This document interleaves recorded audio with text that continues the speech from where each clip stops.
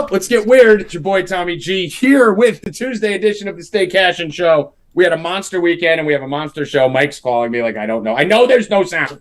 What I started to say was we have a huge show today. We fucking destroyed the NFL bets. I think I went 9-1 on NFL bets. Our Stay Cashin bets went 13-4 on Friday. We're going to run down the whole MLB slate. We got Constantino coming on to talk about the Dana White Contender Series. Special guest, Francis Marshall, who won a contract in week 2 and won us a lot of money. We're going to go over everything about his experience winning a UFC contract. And what I started off saying was, let me introduce the best producer in the world, Evan Hand, right? So then I introduce this fucking retard, and the first thing he says, Bill, is what? People in the chat are saying that I deserve a raise. Right, so he starts telling us how he deserves a raise. As no one can fucking hear us on the show, he's telling all of you how he deserves more money. Bill, what do you think? So, let me introduce the worst producer in the world, who only has technical malfunctions on days when we have special guests. He's faction. He's faction. Anybody who listens to the No Mercy podcast, I am drafting Evan as faction. Dude, you want to know what's funny? Here's how controlling of the universe Evan is. I was writing a note saying, please hold, Evan is retarded, and my pen died as I started to write retarded. He actually controls ink in my pen, too. That's me. I mean, how does it stop? Oh, look, it stopped on the R for retarded. Stop right there. That's what the faction does. Evan, do you still want that raise, or are we good for you? I'm getting fired today, guys. I'm definitely getting an assistant now. Yeah, you're not getting fired because I love you. So that'll never happen. And we need someone to make fun of in times like this. So it's good. I'll take the brunt. You have thick skin, so your job security is safe. But anyway, Evan, how you feeling? Feeling a little better? Yeah, a little bit. Just literally the most ironic thing to ever happen ever. The people are saying, give him a raise, and then the audience. So if you're watching this and the first 4 minutes of this is silent, please hold. I'm going to edit that out afterwards. So yeah. So good job. Hey, Bill Rupp, he who keeps getting the DMs for people offering jobs. They want to take Evan's job. I see John Benson in the chat said, I'll produce a show for free. I'm fielding all offers. But I'm about to be a free agent. No, I got your back. Luckily, this is like the mafia. Once you're in, the only way out is feet first. Joey Rackets playing Super Mario. Someone in the chat said game over, Super Mario. So game over as soon as we had no sound. I laughed. Never game over. Never. How you doing, Rackets? Good, Tommy G. How you doing? I'm doing great. I fucking went on a nice little bender this weekend. That was fun. Won a bunch of fucking money. And then on Monday, I actually woke up. Monday is my blackout day. That's my day off. And I woke up and I was like, you know what? Not betting today. Didn't do any research. Just going to fucking lay back, watch Netflix, watch some serial killer shit. And good thing I didn't bet yesterday because I think I would have gone 0-4. So we are live now, ready to fucking rock. Let's get to the goods. Evan Hand, what do we got in the headlines? We got a bunch going on. Yeah, first things first, after 8 months of being dormant, I will be on tomorrow's episode of Cash Daddies. So welcome back. Bravo. Welcome back. Yes. All right, so we're looking forward to that. For real sports news, though, we have... I should also mention a special someone from Cash Daddies may be doing some college football stuff over here with us. So stay tuned for that. Carry on. Real sports news, though. Jets Twitter, it was in an absolute meltdown last week. Zach Wilson had a non-contact injury, and the entire Twitter sphere was saying that he tore his ACL. He's done it for the season, but it just came out 2 to 4 weeks, bone bruise, and I believe he tore his meniscus. But 2 to 4 weeks is the best possible situation there. Given that injury, yes, our whole chat and everyone on the internet was basically just declaring the ACL tear, which would have probably been the worst thing ever for Jet fans. And people like Bill Rupp are like, who cares? You guys suck anyway. We're building for the future. We need another year under our belt of Zach Wilson. Got to see if we can get to 500. That's a big deal. So good thing that he'll be back. He's going to miss the whole fucking preseason. That'll hurt his development. Probably going to suck again. And we'll have to probably wait till midseason to see if he turns it around from last year. Yep. On that same day, Bill Rupp, Tommy G, Evan, I don't even know if you know about this. Tommy G had some bad news. That was a bad day considering I won a bunch of money, that I almost lost my quarterback on my football team. And I did lose the most important player on the San Diego Padres, who have been destroying the earth, scoring 10 runs a game. I see you smiling, Rackets, you little fuck. And I'm telling everyone, I'm touting the fucking Padres all weekend. And Fernando Tatis, 80 fucking games for PEDs, Bill. Fuck them. The Padres. Fuck the Padres. Fuck you. Butter said Fraudres last night, and I was laughing about that for Oh, about 10 right. minutes. One bad game. He scored 10 runs every game. One bad game. What's the purpose of him taking steroids? He No, 'cause already he had ringworm, Bill Rupp. He had ringworm. already We gotta has get rid a of that. monster contract, right? He signed until he wants to retire. What's the purpose of it? It doesn't make any sense to me. What's the purpose of him riding a motorcycle in the preseason, fucking hurting himself? Yeah, but they all do that. What's the sense of doing this? It makes no sense.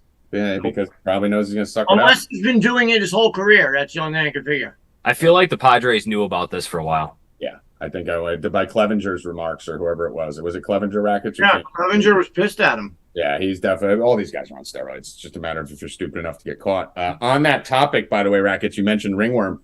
If anyone was staying abreast on the Twitter sphere, the funny thing was the anabolic medicine for ringworm that his PR team and him were trying to come out. And I haven't double checked on this, but it was Ravel and a bunch of other people who posted it. So even though Ravel's an idiot, he does, he is pretty reliable.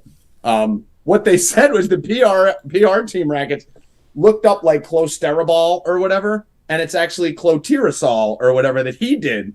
So they actually were talking about the wrong thing. The thing that he got caught with doesn't cure ringworm. Yep. So now he's lying again. In the two drugs are like 2 letters apart, like in the middle of the word. You can't even tell the difference unless you actually like look at it. So his PR team went to fucking find a cover up, found that, and now they got caught lying twice. So my Padres will be without Tatis. This is very sad for our future bet, but we shall see. No, it was amazing. Me and Bill were having a great time the other night. Because it gives me an asterisk. Now I'm in a no-lose situation. If they win it all, I'm a god, and if they don't, I have an excuse. So fuck it. Yeah, point Tommy. What else we got, E?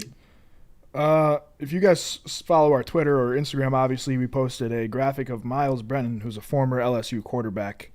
He is the finesser of the century. He signed an NIL deal with Raising Cane, Smoothie King, Game Coin, Small Sliders, and Hollingsford, Richardsford.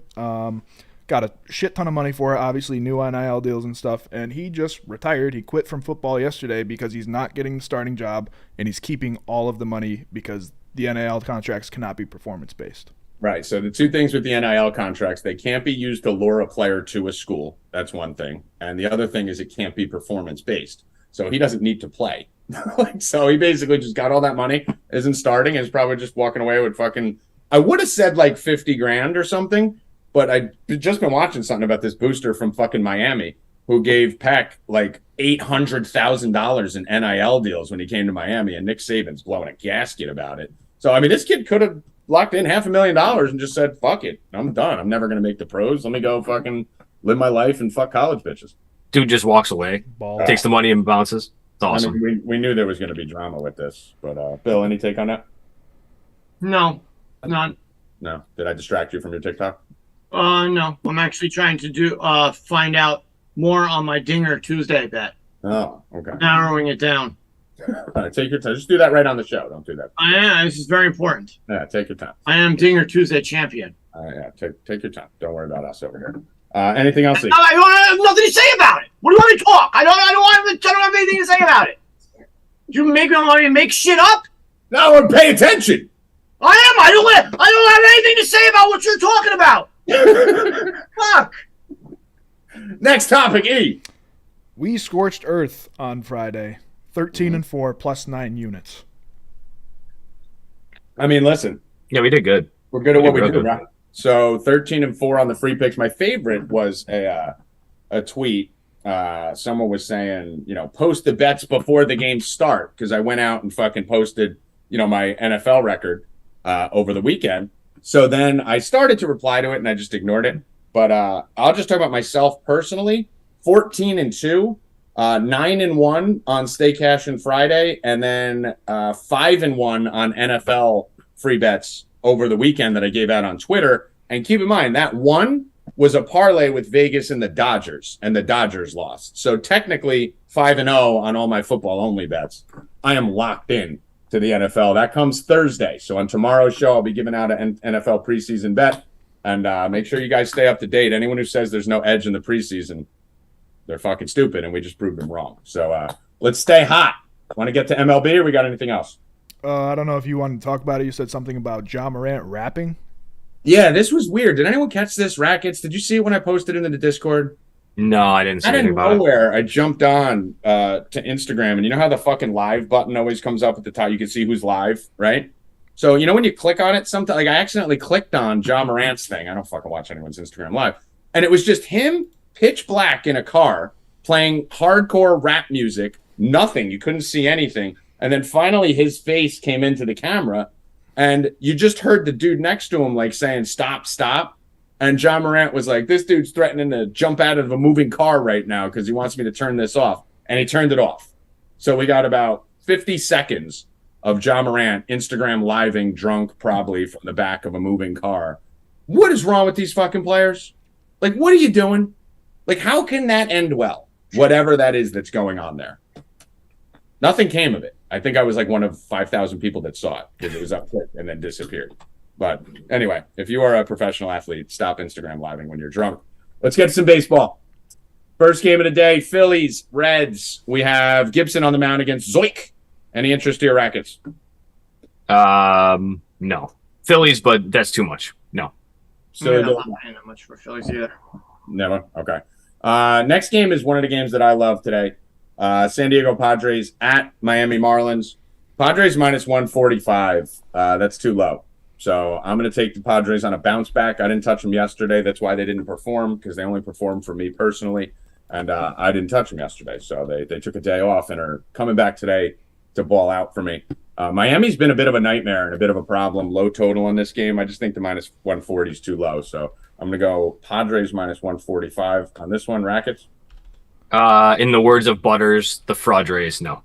You will not call them the Fraudres. That will not be a thing. That will not be a thing. They're the fathers. They're the daddy to all of us. So, any interest in this game? I'm going to bet him again. Go! More time. Minus 145. Yeah. Bad idea, Bill Rupps. Bad idea. Let's take it. I'm taking it. Rackets, your boy. Steele on the mound for the Cubs. The Cubbies minus 170 on the road, or 165 on the road. When did we ever think we would see that? I like the Cubs again today, man. Steele's awesome.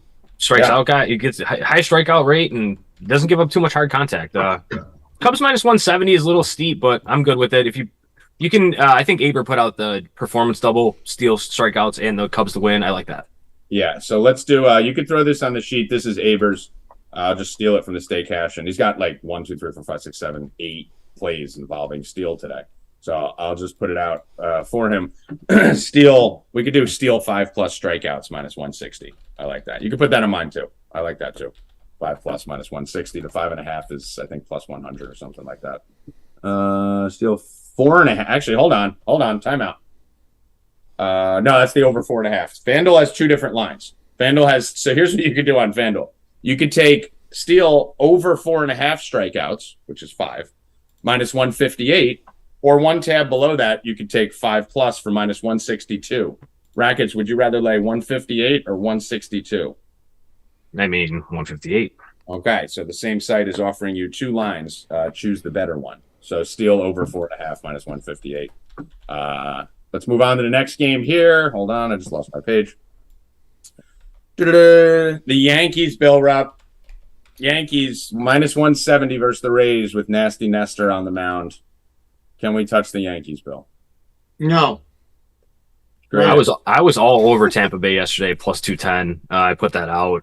I'm all over them again today, plus 145. That's insane. That's one of my plays. Tampa plus 145. But I am taking that game for my Dinger Tuesday. Both teams are could have a good chance of hitting home runs today. Both pitchers give up home runs. So I'm taking Rizzo because he's on FanDuel. He's plus 440. On other books, he's 310.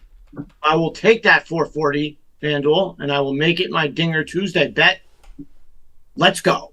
All right. Bill Rupp is in on my boy, Rizzo, who he was bashing for the first 2.5 months of the season. And FanDuel is just these only place really you can get to get a hit is on FanDuel. I've been crushing those. Yesterday I had Choi, who just always gets a hit off fucking Cole like every time. And when me and Rackets were talking about Benessis, he's on like tear. So those two came out to like 101 or whatever. So we cashed that again yesterday, and I'll have another hit parlay today. Vanessa's got a hit in the first at bat too, and I was hoping to God that he was. Yeah, but I was just hoping that he was because I didn't want you to blame me for your bet. Well, it worked out great, and I'm going to hit another one today. All right. I like it. He's been good, man. Dinger Tuesday here. Zoik for Cincinnati is giving up.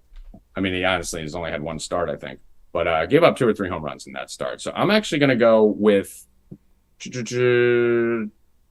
Rhys Hoskins for Tommy G. Dinger Tuesday. So I'm going to go Cincinnati is a good park, obviously, to hit in. One of the biggest, if not the biggest, home run parks in America. Good weather, 80 degrees, 9-mile-per-hour wind blowing out, 9.5 total, so there's some runs expected. So let's go Rhys Hoskins. Let me just get you the line. Rhys Hoskins to hit a home run, plus 280 on FanDuel. Rhys Hoskins. I think there's going to be a bunch of homers in that game on both sides. All right. Rackets, do you know your Dinger Tuesday? Or you want to wait? I'm deciding between 2 guys. That's fine. Wait till we go on. For those of you that don't know, Dinger Tuesday is the FanDuel special. We get $250. I think if you're not a VIP or a higher player, it's what, $50, Rackets, the Dinger? Yeah, I think it's 25 actually. 25 or whatever it is. Yeah, 25 to play, and then they give you free bets for every homer. Right. So you'll get, if you put $25 on FanDuel on a person to hit a home run in a game, and whether he homers or not, you're going to get $5 back for every homer hit in the game. So as long as there's 5 homers in your game, you break even. If you pick the right one, like I did last week, you get the home run, and you get 6 home runs during the game. I mean, Bill Rupp, he was angry about that when me and you hit, and he didn't. He's on a mission now. Now he's fucking mad, yeah. Dinger Bill is back. We just motivated you, Bill, so that you get... right. Fuckers.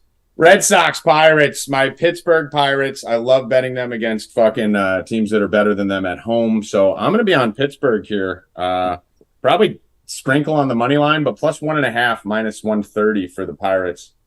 Just pretty much do it every time they're home versus a better team. They've had great success. Are we sure the Red Sox are a better team? No. I mean, really, anyone's a better team than Pittsburgh, right? So it's not that hard. But Bill, what are you thinking here on the Boston? I wouldn't bet Pittsburgh at all. Okay. I was going to bet anyone. I would bet Boston, but I'm not going to bet Boston. So that line seems weird to me. Yeah, it looks a little trappy on the Boston. Minus 140 only for Boston. Something's weird there. Yeah, I'm going the other way. Whenever something looks trappy, I run the other way. Rackets, you think that's a trap? If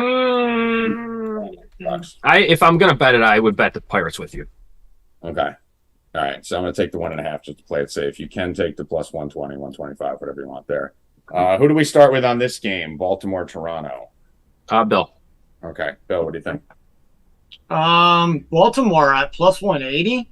I mean, that's kind of crazy. Yeah. Oh my man. Finally coming over to the dark side. Yeah, I mean, listen, at plus 180, I mean, what are you going to do? You're not going to take them? That's great money line for that. I mean, I understand the pitching matchup. They've actually been really good against Manoah too. So yeah, I'm not going to pass up 180. I mean, let's see.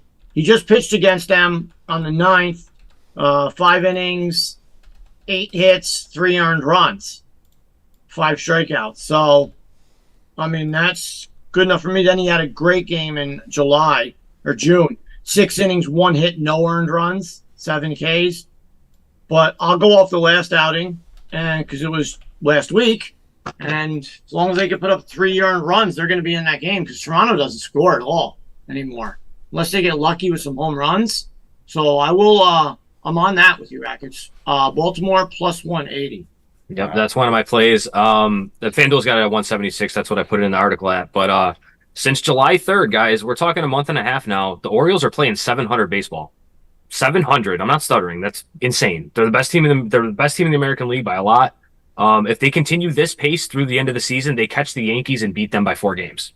I'm just throwing that out there, man. What's crazy, Rackets, is one, that you think they can continue this pace, but 2, that if you go to ESPN, here's what's weird. They're ahead of the Red Sox, right? So they're 60 and 55. The Red Sox are 57 and 59. And if you look, and no one's going to follow ESPN's algorithm, they're the dumbest fucking company in the world, but it says POFF, their playoff percentage, They have the Red Sox at a 13% chance of making the playoffs, and the Baltimore Orioles at a 4% chance. It's nice, right? Oh, explain that to me. They're literally 4 games ahead of them, and the hottest team in baseball, and they have the Red Sox with a 9% better chance of making the playoffs. So it's insane, dude. Wow. They're still not getting respect, and it's now the middle of August, so we're at the end. We're toward the end of the season. They're still doing it. So yeah. So all right, I'm gonna lay off this one. I'm gonna, if anything, pull the Rackets move and hit the Baltimore live if they get down 1-0, 2-0 early. I do like Manoah, so I'm gonna lay off that. Maybe touch it live. Let's go to the next game. Cleveland, Detroit, 2 teams I don't go anywhere fucking near. Bill Rupp, your Guardians are in. Guardians been scoring runs, man. They're doing things they're supposed to be doing. That's it. Producing. Bill Rupp analysis. Yeah. Supposed to do. I like the Guardians. Lost yesterday. I like them today. I'm doing them not on the money line. I'm going to be doing something with their team total. So if I have a team total parlay, I'll let you know. As of right now, I'm just on the team total. All right. Not taking them to win though. They've been scoring a lot of runs. Rackets. I don't have anything for this game. Yeah, I'm off this. I don't touch these 2 teams. New York Mets playing the Atlanta Braves. They came into Atlanta and just kind of skull-fucked them a week or 2 ago in a big series. Now, 13-1 loss yesterday at the hands of the Atlanta Braves. Maybe this is the time I've been waiting for, so I will hit it regardless. Atlanta Braves minus 140 with Charlie Morton on the mound. I'm going to take that. So I'm going to take the Braves minus 140. Rackets. Mets hurt me pretty bad yesterday. They didn't even fucking stand a chance in that game. I'm probably on the Braves with you. I don't really like Taijuan Walker much, but I'd like to see an inning or 2 first. This isn't a game I want to hit pregame. Bill, your Mets. No bet. No bet. Yeah, I think Bill's in the same spot. I mean, if the Mets look okay and keep it close, I would be on the Mets, but I can't trust Walker without seeing him. I'll wait for Scherzer and DeGrom. All right. Kansas City at the Twins. Sonny Gray laying 200 versus Greinke. I don't know if I could ever lay 200 versus Greinke again, just because he's my most bipolar pitcher on the planet. Bill, any interest in the Twins? No. Who's going to do that? No, nothing. Fuck that game. AL Central's a disaster. Just avoid those games. Keep your Twins, keep your Indians, keep your Royals, keep your everyone else in there. White Sox, all of them. Let's say though, is that that kid they brought up, Michael Massey, the Royals, fucking awesome. Starting off great. Yeah, he's batting in the 5-hole. Basement, yeah, he's been fucking great. Yeah, I mean, they got most of those guys back. I mean, I like that kid Pascantino is pretty good. Him, Bobby Witt Jr., they have a nice little future. Hopefully, Team's coming together a little bit, definitely. Yeah, if this kid can play it out the rest of the season like he's doing, it's not going to be bad. So we'll see. Cardinals minus 245 on Quintana Day, as Rackets refers to it, going against my boy Kyle Freeland, who I never think anyone should lay minus 250 against. What are you on here, Rackets? This is a no play for me. It's too much for the Cardinals, and Freeland can deal. So I'm nah. Yeah, nothing. Hasn't had the year. I mean, if you really look at Freeland's split, you guys know I fucking worship Kyle Freeland. I started him in the FanDuel Live final with hundreds of thousands of dollars on the line, and he's putting it together a little bit, but then he doesn't, and then he does, and then he doesn't. He's like Bundy. He's a lefty Bundy. Yeah, he is. He is. Yeah, it's basically like he's either going to give up 5 or 6 runs. It doesn't matter where he is either, because he shut out Milwaukee. I think in fucking Coors. Like, it doesn't matter where he is. I just don't know, but I can't lay 245 against him. That's for sure. I know St. Louis just beat the shit out of him. St. Louis kills lefties. I think the way I'm going to go here on this, I'm probably going to go with some hitter props here. Nolan Arenado's been pretty hot. Goldie's been pretty hot. I'll give it to the subs at 4deepbets.com. If you're not over there yet, I don't know what the fuck you're doing, what you're waiting for. It's $27 for 7 days, really. But get over there now, 4deepbets.com. Number 4, deepbets.com. I'm going to have some hit stuff for the subs, but nothing here till lineups come out. Bill, anything on this? No, it's too much for the Cardinals. And they go by whether Goldschmidt or Arenado does anything. Yeah. So you look at the game yesterday. They both got a couple runs scored and a hit. The game before, they did nothing and they lost. Yeah. So that's just how it goes. They do destroy lefties. I've been riding that all season. So I might take a team total first 5 or something like that. I'm looking at. Wait till I see the lineup, and Arenado will be in my hit parlay. Okay. Next game, Oakland A's in Texas. My Oakland A's came out the gate hot after the All-Star break, and I think they've lost 400 in a row. So now we're looking at Texas minus 130 versus the A's, who haven't won since fucking like July. So what are we looking at here, Rackets? You laying at 130 with Texas? No play for me, no. Nothing? Yeah, so. I'm going to give this out real quick, too, for tennis because the line just moved like 15 cents. I have it at 165. It's Coco Gauff minus 165. It's minus 180 now, but she's going to be starting in about 15 minutes. So line's moving heavy. It's probably going to be 200 by the time it starts. All right, what is that again? Say it again. Coco Gauff minus one. It's minus 180 now, but it was minus 165 when I originally put it in. Okay. All right. Bill, did I already go to you? What happened? Did I already go to you? That's Texas, Oakland? No. Right? No, Texas is garbage. Oakland's garbage. Two garbage teams. The kid Sears is good, though. Yeah. Chad started out pretty well, so I do kind of like him. And I called it before. You said it yesterday on Rupp and Rackets. You and Ghost were all adamant about Texas, yelling at me, yelling and going nuts at me. Both of you clowns. And I told you, why are they making all these moves? They stink!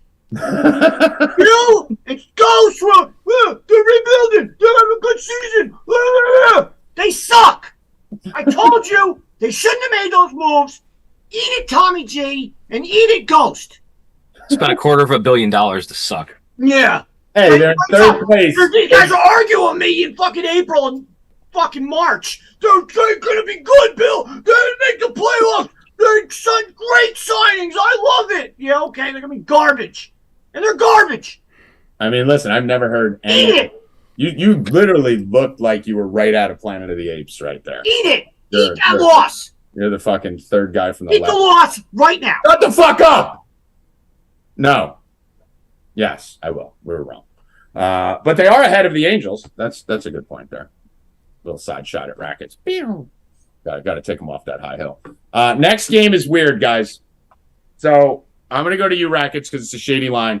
We're about 5 minutes away. We're going to have Francis Marshall and Constantino come on here and talk some UFC. So let's just wrap up this baseball. This is weird. The Dodgers are an underdog. The Dodgers are plus 106 today. Listen, is this a trap?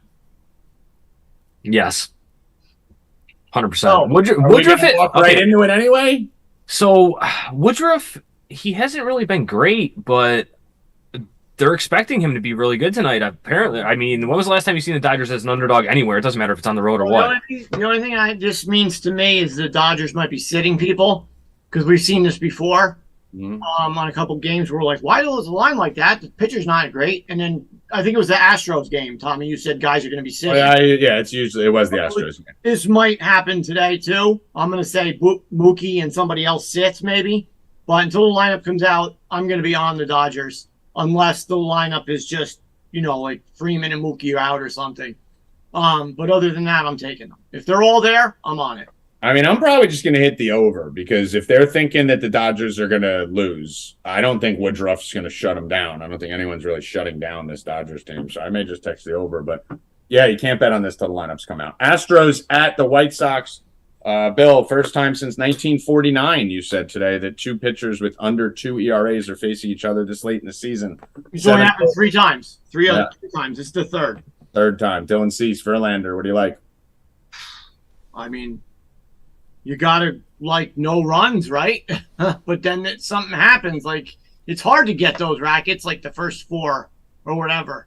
They're hard to get to. You got to get through that first inning, and then it's usually the fucking the third or fourth, whenever the top of the order's coming up again. It's going to happen. It's going to happen today on this Astros White Sox game. The White Sox are struggling to score anyway. The Astros, they put up runs in bunches. So if they can make it, in 4 innings, it can last. I like that play, Rackets. No runs through 4. Yep. Taking my little SGP. That's okay. I'll let you have it for a little bit. Usually around 650 plus 650, I think. Yeah, and depending on the game, so you can get them up to 1,000. It's kind of like by my little cheat code through the season. A lot of these games are going scoreless through 4, and you're kind of taking the managerial decision of taking the pitcher out. If he's dealing, he's usually going to deal through 4. And if it's a high pitch count, if he gets pulled in the 5th or something, it doesn't matter to you. So you're getting the full run of both starting pitchers. That's the way I like to do it. Yeah, well, Verlander and Cease are going to go at least 6. Yeah, exactly. You're gonna have. I'm first 4, no runs. I'm doing that. All right, throw that in the article there. Next game, I love the Mariners tonight. Robbie Ray on the hill against the Angels, minus 170. I'm going to take 2 plays on this. I'm actually going to do the Mariners minus 170. Keep in mind, I think this is a team that can win the World Series. We have a World Series prop on them, plus 3,500. Julio Rodriguez back. Ty France is back. You got the whole squad there. They're pretty much fully healthy there. I think Kyle Lewis is still there. I don't know if he'll play today. I don't see him in the projected lineup. But I love the Mariners today, minus 170. And I'm going to do Robbie Ray, 7+ Ks, and Seattle to win. I've been doing that in most of his starts recently, and I think Aber's on his Ks too. So that's a good sign. We co-sign that. So, Rackets, any interest? I'll be on the Mariners with you. I don't know what I do with the strikeouts or anything, but I like the Mariners tonight. All right, Bill. No, I'm not on that game. Final game before we move over to UFC.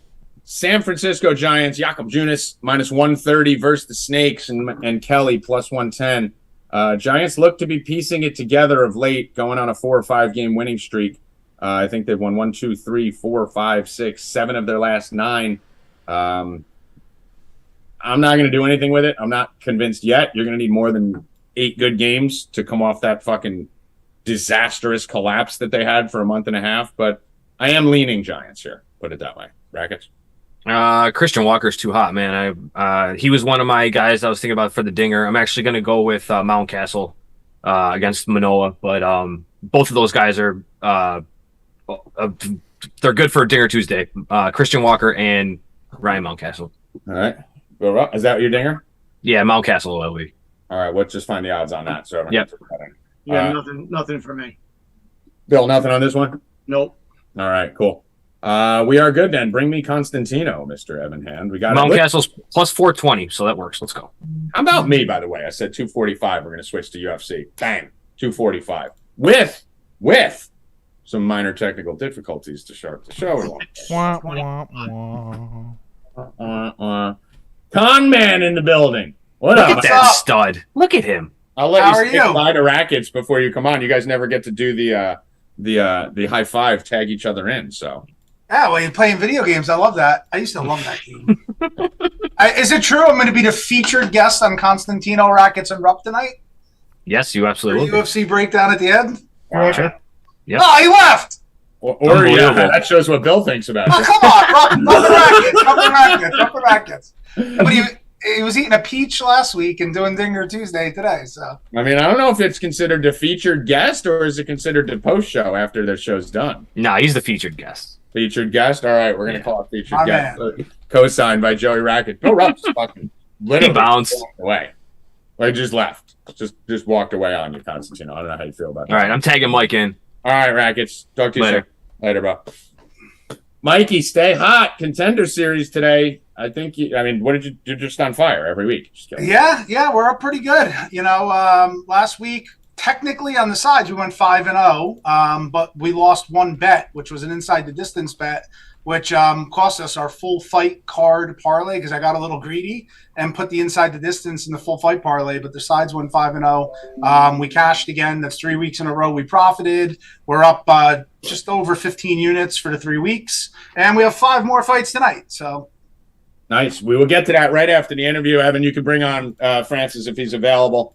Mike, what has it been with the Contender series? Actually, Francis, look at Marshall. Look at this from a golf course or some sort of. This looks beautiful. Hi, how are you?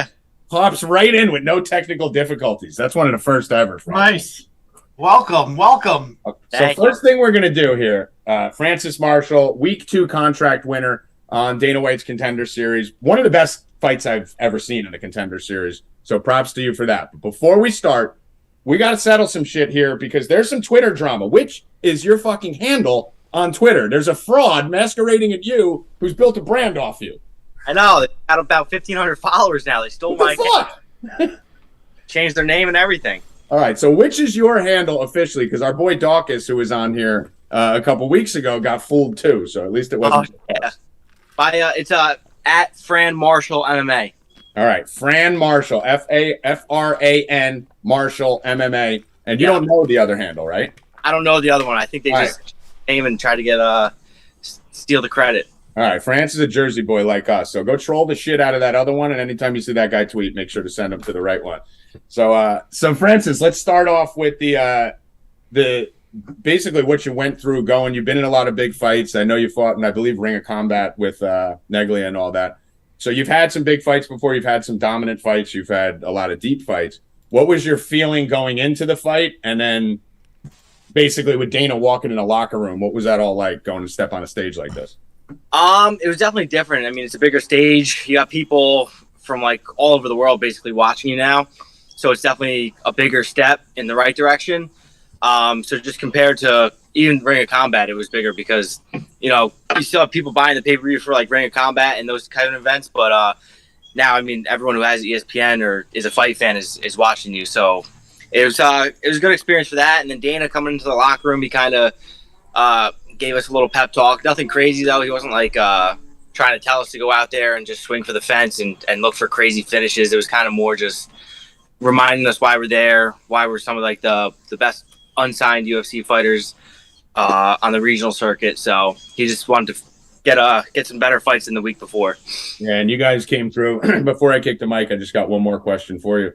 As far as, I mean, what's that like? I mean, you're a guy who tries for the finish every time you step in the ring anyway, so I'm sure it fits your style more than anything else. But coming off the week before where there was one contract given out, the pressure to finish, does that change the way you approach the fight than what you normally would, knowing and that's an important factor to get the contract? It didn't really change it much for me. I mean, I always go in, I'm trying to beat the guy up and then look for the finish. I'm not trying to drag it out or just kind of the whole lay and pray thing. So for me, the finish is always in my mind. And then even though he was real pissed and telling everyone to come in, get off, like come in and show us why you're here, I still kind of stuck to the game plan. I wasn't going to let any of that extra pressure or stuff trying to affect me kind of, and just stick to my game plan and do what I do best. And Constantino, you got a lot of experience, obviously cornering thousands of fighters. I think you're actually pretty friendly with a lot of the guys out of Francis's camp, but he won us a lot of money on your play, Mike. So first, thank you, Francis, for Mike putting you out, but take it, Mike. Yeah, no, Francis, we bet on you, and for a good reason. First and foremost, congratulations. It was an unbelievable performance, and I know how you feel about not getting the finish, but it's a testament to your skill and your performance, how Dana still signed you, right? So talking about the numbers, I mean, you landed 110 significant strikes versus 74 of your opponent, who was absolutely no slouch. Francis's opponent was an undefeated 5-0 with 5 finishes, also a tough Northeast-type guy, and you put on a clinic. Like I said, 110 to 74, you got 6 takedowns. You almost finished them a couple times. You had great cardio. You showed off all the skills, and obviously it registered with Dana for him to sign you off it. So first and foremost, congratulations on that win. Thank you. Absolutely. Francis, it sounds to me like also you're a lifelong martial artist, right? You're only 23 years old. I heard you began training at 12 or 13 years old, which is really impressive. And you're blessed to be with an unbelievable coach and mentor in Kurt Pellegrino. So I know you know this because you're with him, but Kurt is a legend literally in the sport, especially here in New Jersey. Tommy, and for you guys that don't know Kurt yet, I believe you had 13 fights in the UFC. Kurt fought Nate Diaz, multiple champion, Ring of Combat, all over the place, decorated black belt, wrestler, you name it. But great guy, great coach, and he really took a liking to you. And I noticed that earlier in your career here on the New Jersey scene. Nobody wanted to fight you, right? And you went through a lot to get some fights, even going to Mississippi and Louisiana as an amateur. Can you tell us about that? Yeah, so we went down to Louisiana for I think it was my 4th amateur fight. And it was kind of, they also had the pro rules down there as amateurs. So there was like ground and pound, no shin guards. It was just no elbows. So it was really just basically the same as a pro fight. And then I think Kurt wanted to get me down there also to get used to the traveling and the fighting and the cut and weight while you're traveling and then fighting and just the whole thing you go through like when you get to the UFC. That must have been good experience, especially going into the UFC and having to weight cut on the road like that, like you mentioned. And your performance, like I said, was spectacular. What about your martial arts background? I understand you have a little bit of wrestling, and I heard very early, 13 years old, I believe, training in the martial arts. What style did you start in, and then how did it evolve, into the MMA career? I started with jiu-jitsu when I was 13. I came into the gym and signed up for jiu-jitsu classes. And then probably about 6 months later, I'd say, I think I got a little bit into the kickboxing. And then from there, it was taught by George Sullivan. Kirk coached him too. He fought in the UFC. But George very well, yeah. Yeah, time he was fighting down for CFFC in Atlantic City. So we would go down there and watch the guys fight and watch George fight. And I was like, oh, this is something I want to get into. So eventually it kind of just transitioned into MMA. George has some hard leg kicks, doesn't he? I think we got it here. Bill, what do you got? Bill, you got a question for Francis? So you're a fireman, right, bud? Yeah, yep, up in Jersey City. Awesome. You do that full time? Full time, yep. Yeah, I did that for like 3 years, and then I went to be a jail guard. Oh, okay. So were you going to continue to do that? Well, now that you're in the UFC, or what? How's that going? Yeah, so the schedule kind of works out pretty well. We do 24 hours on and then 72 off. So I got a lot of time to train when I'm not at work. So I think right now the balance is working pretty good for me. I'm just going to stick with it. Awesome. Another question tied to the fire thing. First of all, I lived in Jersey City for 5 years. So we probably ran into each other at some point. But actually, Mike, he was probably like 10. He was probably in middle school when you were living in Jersey City. I forget I'm old as fuck. Yeah, I never saw you. I probably saw you in a stroller on the street somewhere. But Francis, the nickname thing, right? So I'm pretty good at reading people, right? And you're a Jersey boy, so I could usually relate better to the guys from the East Coast. When they mention the fire as your nickname, right? Like they forced that shit down your throat, and your reaction was kind of like, I mean, yeah, it's cool. So be honest, is that a nickname you want? Is that the official nickname? And we won't tell anyone except the 1,000 people that watch this. I mean, it's on the internet now, so I think it kind of stuck. So I think I'm just it's there. Can't change I mean, it. it's a good nickname. Do you not like? What don't you like about it? Put it that way. I don't know. I never really had a nickname, so I guess I wasn't a nickname guy. But I mean, Bisbin gave it to me, so I feel like it just sticks now. I mean, it's a good name. Those are the best though when they're given to you and not chosen. Not sure. That's kind of it too. There's some cornball ones. Mike, you got anything else for Francis? I don't want to. Yeah, I want to know. I mean, coming off of this, what's the plan? Do you want to get back in there fast? Have you been contacted? Is something in the works? Like, what is your feel for this? So yeah, I'd like to get back in there before the end of the year. So I was shooting for something, hopefully November, December. So Kurt's reaching out. He's gonna see what's available and what we could get. So hopefully by November or December at the latest, I could get back in there. Good luck. We'll obviously be rooting for you. Do you know anybody on tonight's card? I see there's a Sarah Longo guy. Are you familiar with anybody on tonight's card? I don't believe so. I don't think so. I didn't even look at it, to be honest. Are you going to be watching? If it's on when I get home from training, maybe I'll watch a couple of them. But I got work tomorrow, so I got to be up a little early. All right. I love it. All right. Well, Francis, we're going to be looking forward to keeping up with you. We'll definitely be betting on you again. And if you're fighting anywhere on the East Coast here, we'll probably head out to it like we did at the Garden and to the Ring of Combat and all the other ones. But I do want to give you a chance first, before we let you go, to promote any of your sponsors, anyone you're working with, social media handles, anything you want. Take a couple minutes. It's all yours. Show's yours here. Just promote whatever you're working on right now.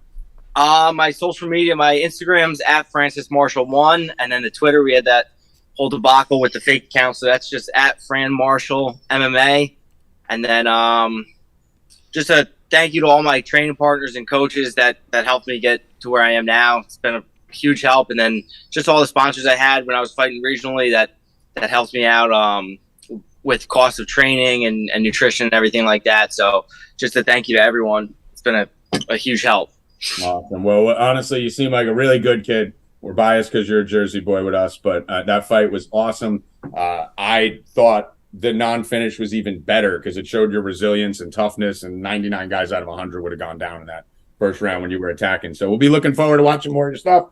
Hopefully having you on here again, too, before your next fight. But appreciate you coming on, brother, and we'll talk to you soon. All right. Thank you for having me. All right. Be good, bro. Thanks, Francis. Have a good one. Later. All right. That always sucks with the Twitter handle thing, Mike, because we had that with No Mercy Plus. There was a fake one that jumped out ahead of us, and it's going out. This one's interesting though too, because if you think about it, Francis just came on the scene as a prominent UFC fighter, but that's been going on even prior. So somebody has an agenda, right? That's what it always comes down to on Twitter when the trolls get out. But it's interesting that they were able to build the following like that. Francis said they switched the name. So I know you got all the tricks with the Wayback Machine and all that, but it would be amazing if we could crack the case for Francis. I mean, if there's anyone who can get to it, it's me.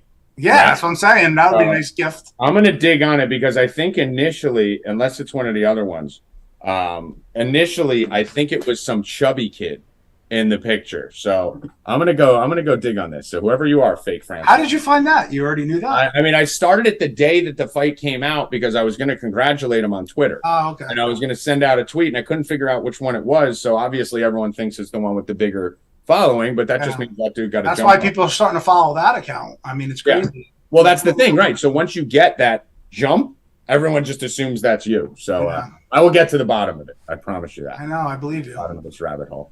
But all right, Mikey. So let's talk about the card today.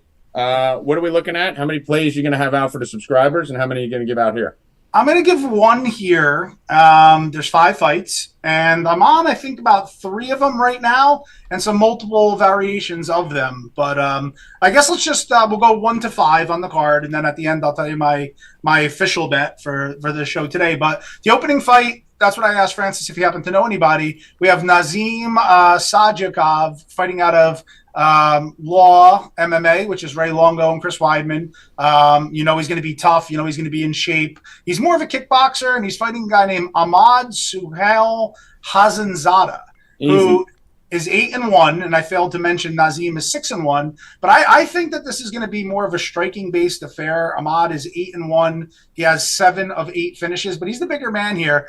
I think he's a little more technical. It's hard for me to bet against the Cerro Longo guy. As of right now, I'm kind of like a little bit of a pass on this fight. I'm still digging deep into my process. I like to really look the day of and speak to some people that are close to the fighters, check my normal process. But second fight is another interesting one. It's more of a lower level women's MMA fight, but Haley Cohen is 6-2, and it's somebody I've been watching for a very long time. As a friend, Brian Butler at Sucker Punch Management manages her, and we were working together the day I believe he signed her. And she was a former D1 gymnast, very athletic, very tough, very in shape. She struggled a little bit in her martial arts career. She seems to have some problems on the ground positionally and has been submitted a couple times. She's fighting a girl named Claudia Leite from Brazil, who's 8-2, and she has 5 finishes. Only 1 submission, though, which is interesting. So I think Haley can body her a little bit, but she does have to watch out